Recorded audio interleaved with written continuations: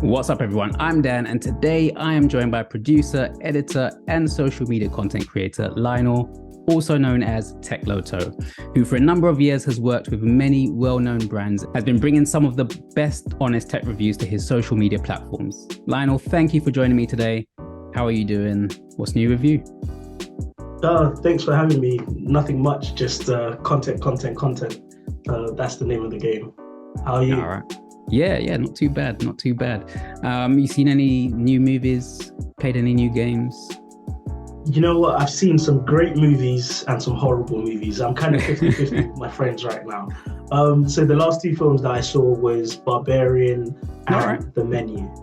So The Menu was great. I think watching it through the first time and then looking at it from a religious perspective, it really changes the way you see the movie. Yeah. Like with the meals. Oh, let me not spoil it. Spoiler alert. Oh yeah, true. But looking at it through that religious evolutionary perspective, it's actually quite cool. Barbarian started off as an incredibly well-paced, scary movie, and halfway through I was just cracking up and saying, "What the hell is this?" It feels like a movie like two halves, isn't it? It's like a suspense thriller, and then the ending just goes crazy. It does, but again, if you look at it from a kind of feminist point of view, it changes your perspective on the film completely, and you're like, oh, I get all the messages, coming through. But great film.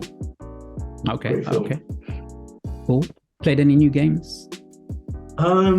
As you will know from the group chat, we've been trying to play a new game for a couple of months now. I haven't played any new games. No, you know what? I actually played FIFA, the older FIFA now. I'm catching up to it. They have like the FIFA Streets element to it. Yeah. I'm thinking about going back and playing South Park Stick of Truth. I never got to play those games. And I feel like they are incredible games that I need to play. I played the second one. That one was really good. I haven't played the Stick of Truth, I think it's the first one. I haven't played that one. What's the second one called? Fractured Butthole. Okay. Fractured. Okay. You said it. All right. So I know we've known each other for a little while now. I was thinking about this recently. I don't think I've really asked you what pushed you to sort of start content creating. It's what got you going basically? So to give an honest answer, it's that I was doing a lot of creative work. I always wanted to be in the creative industry, but I kind of didn't have the knowledge of how to make money from it. So obviously when you're growing up, especially as a young black guy, the first thing you think is, well, let me do music. You do music, everyone raps, everyone does that kind of stuff. Then the other aspect is just like, okay, I'm really creative. I can do graphic design, photography, film. So what do I do? Let me make some t-shirts. That's an idea that nobody's ever thought of before. So you have that point of view. And when you put away those two kind of things, you're left in a world where you may not have the connections, you may not have the guidance. So much like a lot of creatives, you just end up getting a normal office 9-to-5. And I kind of just abandoned all my creative work. But as I started working in the office, I was just like, I need a creative outlet. I need to tell stories. I need to do something. I wanted to film, but I had no stories to tell. So I just thought, I bought a Fitbit one day and I just thought, let me just do a review on this. There's nobody doing a review on Fitbit right now. That was when there was absolutely there was probably 2 reviews on the internet. And I posted it and it got 300,000 views. And I just thought, you know what, I'm going to stick with this. and I've been chasing that number ever since.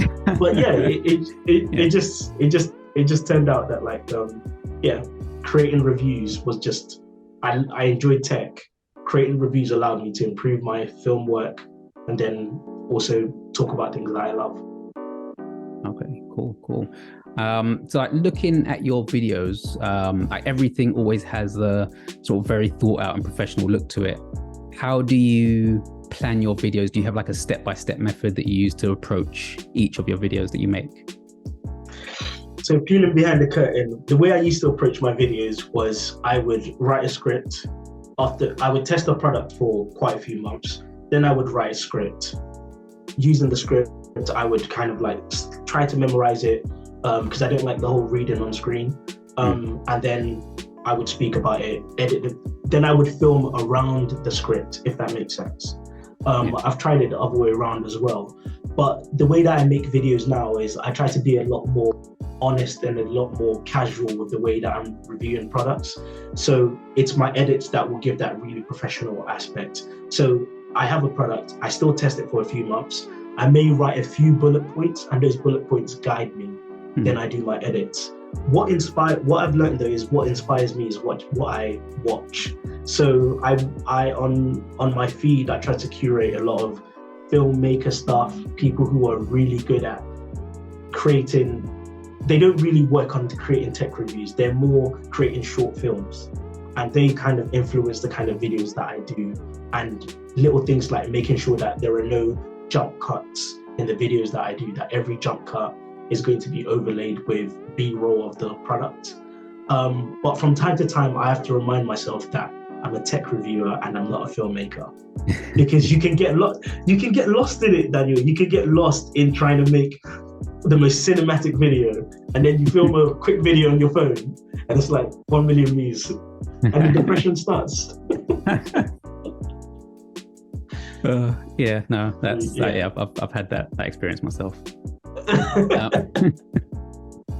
All right, so I mean, since I started doing all this sort of content creating, like social media has changed, completely changed, and it's changed the way that people consume things.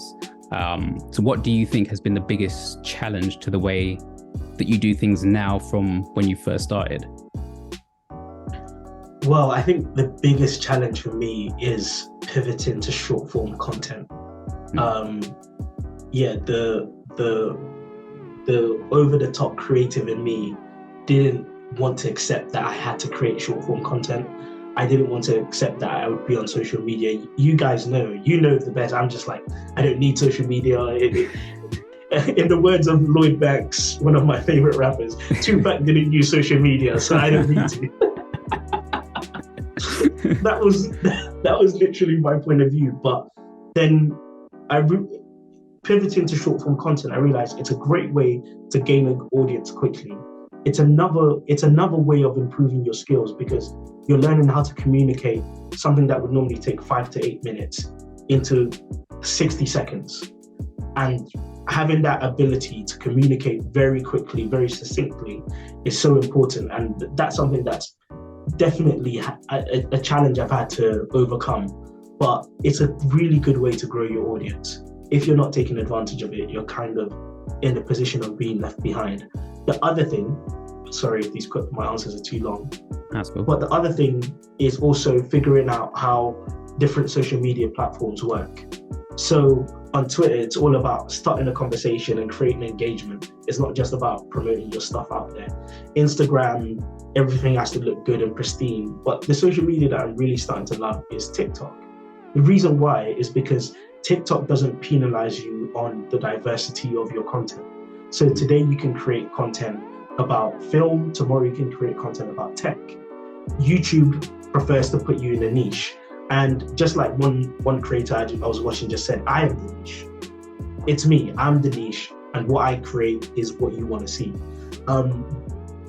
But TikTok has led me into a direction of being able to create content in a different language, in my native language, speaking Yoruba. That content that I've created has got now all accumulated views, probably 100,000 views, and has built up my TikTok audience. YouTube, if you go and watch those same videos that I created, they have 33 views. So it's just knowing which platforms can you work in to really build your audience, and knowing that they all work together. That's probably the longest answer ever. But No, it was good. It was a good answer. All right. So apart from, the obvious and myself, are there any YouTubers that you look at as sort of like the benchmark of the heights that you want your channel to reach? So when I look at YouTubers, I'll be honest, I do stalk your channel a lot. You know what? I'm ashamed to say, Distillery is not an easy word to spell. Every time I'm looking for your content. Do you know what? I've thought about that. I've thought, is that the best name to have used? But it's done. No, but but it sticks in your mind. But yeah, so I do stalk your channel a lot. I love the consistency that you have. I always have ideas of how we can collaborate, but I'm thinking I don't want to overstep. But so your channel, Tech Jamo, I think to me has been someone who I've been looking at, because we have similar content in a way. He reviews whatever he uses pretty much. And yeah, I like the way that he creates his stuff. His consistency is off the charts. It matches yours. And just looking at little things that he's improved on over the years, like looking at how he creates his thumbnails. All these thumbnails now, if you look in the past 7 months, have just been focusing on the product alone. And I went back and looked at my thumbnails. I'm like, oh, that kind of sucks. But before, I used to look at people like, what's his name? Marcus Brownlee. And I used to think, okay, yeah, that's the benchmark. But I have to look at people who are on the same level as me or just a little bit higher to work with them. But yeah, working with you, just communicating with you, sharing ideas has been a big way to improve my channel. And even working with someone like Tech Jamo, just here and there, bouncing off ideas, sharing connections has been a great way. So I'd like to collaborate with you guys a lot more. If I'm being genuinely honest, I'd say this if I wasn't on a call with you. Yeah, no, definitely. That's exactly why I've got you here today, because it's definitely something I want to do. Definitely, something I want to do more of this year as well. Just collaborate with a lot more people. But yeah, I mean, like, thinking about? I mean, you've been doing this for how long now? I think it was my channel's birthday, so probably about 9 years. About 9 years, yeah, 9 years. I mean, what would you say has been your biggest highlight since starting? I want to say my biggest highlight. That's a good question.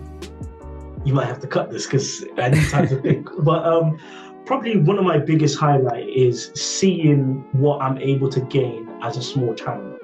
So I'll be honest, a lot of companies, they look at numbers in terms of subscribers, and they don't realize that numbers doesn't mean that the videos won't get attention. And the quality of attention that your video gets also matters. One of my highlights definitely has to be working with Polar. Polar Global has been a great supporter of my channel. They've sent me products for me to review. I've been able to give honest reviews for their products, and they're still willing to collaborate with me. And the videos do really well. So working with someone like that has been a career highlight, because it lets me know that they're looking at the quality of my work and the quality of the engagement. Another highlight for me would actually be something out of YouTube. So pivoting from someone who was doing a 9 to 5, where I was just doing basically office work, office management work, committee management work, to being able to take my small channel, my small social media following, and saying, this is what I've done. These are the companies that I've worked with. And to have a startup saying, yeah, we're willing to hire you as our content creator because we see the quality of your work. Again, it puts me in, it's such a highlight because it's like, it's not about numbers. To quote another rapper, Rhapsody, she says, everything is not about, everything that glitters isn't gold. Something like that anyways, I've butchered it, but it's so true. Everything with worth doesn't always shine out loud. You've really got to just keep doing what you're doing and knowing that your highlights is not necessarily someone else's highlights. Yeah.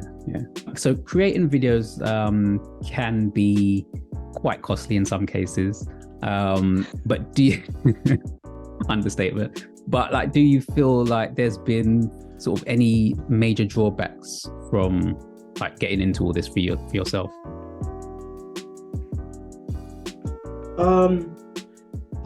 I wouldn't say so. I wouldn't say there's a major drawback, because as long as you do what you enjoy, as long as you have a passion for it, and obviously learn to do it well, don't be stuck in artist mode where you're just switching off to what people actually want to see. But the money that you invest in it doesn't feel like it's money wasted. Sometimes I have regrets in things that I've bought because I feel like, actually, I should have bought the more expensive version. I don't know if that makes sense. I've never regretted a purchase saying that wasn't good, that didn't benefit the content that I create. It definitely does. So I guess some of the regrets is sometimes figuring out the right thing to buy to improve the content that you're creating. Let me give an example. So right now, everybody's buying those massive light boxes. Yeah. You get an advert on TikTok every day.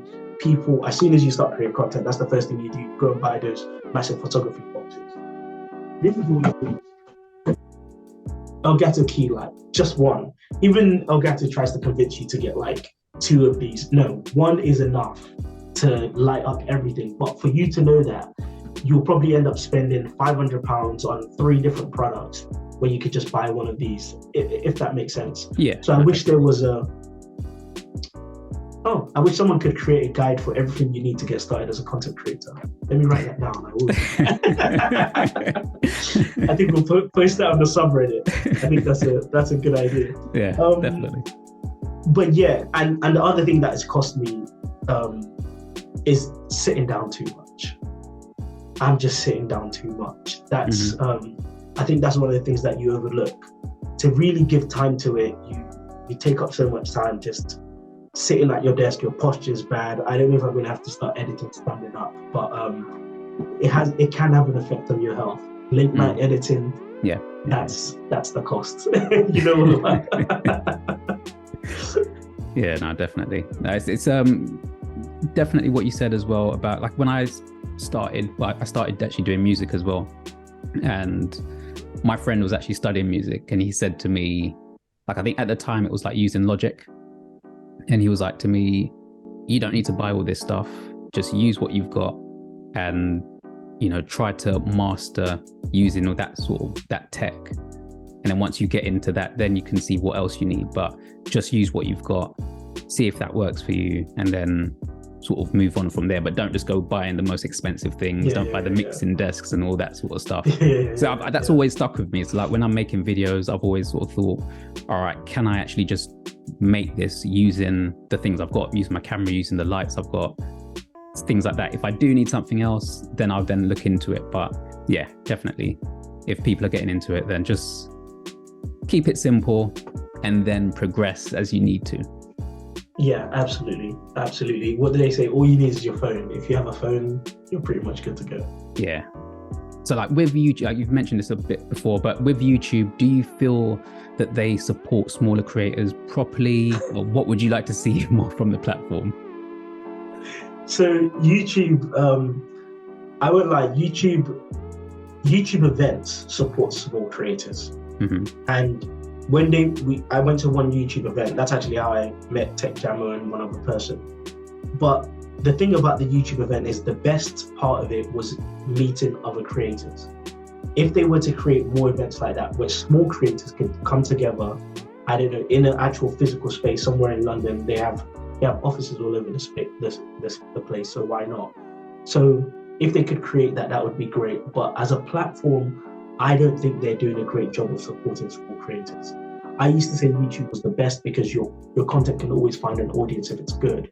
But sometimes it feels like YouTube literally just nerfs your content. Like with YouTube Shorts, I've been going to content creators' pages and looking at their YouTube Shorts numbers. Before, we used to get better numbers than we are getting now. It's not because we're creating worse shorts, it's because they're just not valuing that. But when you post the same shorts on other platforms, it gets a lot more attention. The biggest change that I think YouTube has made that's damaged smaller content creators is how they've changed their suggested videos. Do you remember back in the days, you posted a video, your suggested video would be under someone else's video because it's the same topic, but someone may have never heard of your channel. Yeah. Because of other stuff that's happened, YouTube has changed it in such a way that if you're already on the channel, the suggested videos are more likely to be videos from that channel rather than channels that are related to it, if that makes sense, or videos that are related to it. Yeah. That has harmed my videos a lot. I'd say about 50% of my views used to come from suggested videos. That's a crazy number to remove. Yeah. So yeah, as a small creator, number one, my audience that are subscribed, you're not letting them get notifications of my videos. You're not bringing it up in their feed.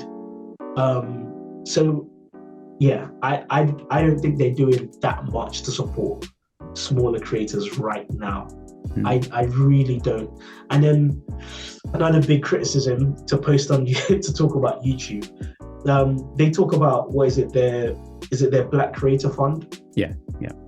But their Black Creator Fund is great, but it should be called the Black Influencer Fund, because it's not about being a tech creator, a filmmaker. They just want influencers, if that makes sense. That's who they want to fund. Yeah. They're funding a specific type of people. I want them to really try and fund someone who's just like really nerdy. Just someone who's really nerdy, someone who's really geeky, because there is an audience for that. We think there isn't an audience for that until you take your content onto another platform and you're like, people love me here. I'm not the problem. But yeah. I can't disrespect YouTube, because at the end of the day, you could be getting 15,000 views a month and still be making a little bit of money on the side, which motivates you. So yes and no. Yeah. Okay. So for anyone who's sort of thinking, you know what, I want to pick up a camera or pick up my phone, I want to start creating content today or tomorrow, do you have any sort of like a beginner's guide for them, basically? Be willing to invest in the right things. Not just in the things that you invest in terms of physical hardware, but be willing to invest in software. That's one of the things that's most important. I started off on Windows Movie Maker when I was trying to create videos. I went from there to Sony Vegas, which I used for years and years and years. And it was, if I'm being very honest, it was only until there was a project for church that I had to learn how to use Adobe Premiere. Completely changed the content that I made. Completely changed it. Don't be afraid to learn new things. You don't have to learn everything, but learning something like as simple as working with Adobe, it's worthwhile, honestly. Make that sacrifice and get Adobe Premiere if you can. It's a really weird advice. It's almost like I'm paid by Adobe, but no, I'm not. But yeah. Okay. And what do you see as like the next step for Techloto? What do you want to do next as a creator? I think you've sort of touched on it a little bit, but is there more that you want to do? So I think, again, my goal for this year is every time Dan and Tech Jammo post a video, I'm going to post a video. Okay, maybe every 3 or 4 videos you guys post, I'll post at least one. If I can do that, that's a good step for me. Also, the other aspect is posting more articles on techloto.com. I already have all the videos, so just converting those into articles. That's what you're going to be seeing a lot more of this year. I'm going to be creating a lot more short form content for TikTok and Instagram, building up my social media. I had a goal for myself, and I said, I'm going to get 40 new followers or subscribers on every social media platform this month. Didn't think it was possible, but it actually was possible. So just building out that social aspect a little bit more. And even utilizing things like LinkedIn. Yeah, I didn't know that was possible, but yeah. Cool. All right. Well, I think that's everything. That's everything. That's all the questions I had for you. I'll be definitely leaving some links in the comment section, so everyone can go and check out your socials. So make sure you do check them out. Like I said, if you want some honest tech reviews, then you're the person to go and see. You're not just someone who's trying to sell you something for the sake of it. But yeah, thank you very much. Thank you very much for being here today, joining me today. Thanks everyone for watching, and I'll see you next time. Thank you very much, Dan.